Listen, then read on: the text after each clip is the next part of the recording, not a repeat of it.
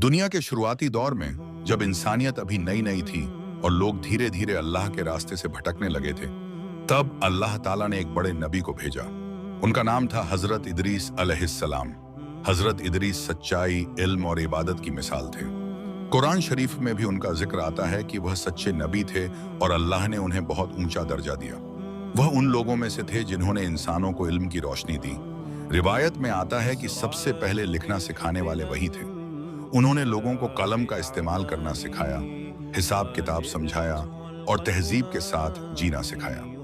उस जमाने में लोग जानवरों की खाल पहनते थे, लेकिन हजरत इदरीस ने उन्हें कपड़ा बनाना और सिलाई करना सिखाया। इस तरह वह सिर्फ नबी ही नहीं बल्कि इंसानों को तरक्की का रास्ता दिखाने वाले भी थे। लेकिन उनकी सबसे बड़ी पहचान थी उनकी इबादत। दिन में वह लोगों को अल्लाह का पैगाम देते और उन्हें सीधा रास्ता दिखाते। रात में वह लंबे सजदों में अल्लाह की इबादत करते। रिवायत में आता है कि उनके नेक कामों का सवाब बहुत ज्यादा लिखा जाता था। वह लोगों से कहते थे, दुनिया की जिंदगी खत्म हो जाने वाली है, असली जिंदगी आखिरत की है। अल्लाह को याद करो और गुनाहों से बचो। हर दौर की तरह उस वक्त भी कुछ लोग बुराई और नाफरमानी में पड़ गए।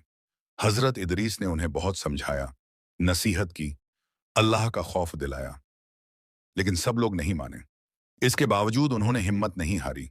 वह सब्र के साथ अल्लाह का पैगाम देते रहे, क्योंकि नबी का काम पैगाम पहुंचाना होता है, हिदायत देना अल्लाह के हाथ में होता है। हजरत इदरीस का दर्जा अल्लाह के पास बहुत बुलंद था। रिवायत में आता है कि एक फरिश्ता उन्हें आसमान की तरफ ले गया। वहां उन्होंने अल्लाह की कुदरत के अजीब नज़ारे देखे, जन्नत की नेमतें देखीं और जहन्नम के अजाब के मंजर भी देखे।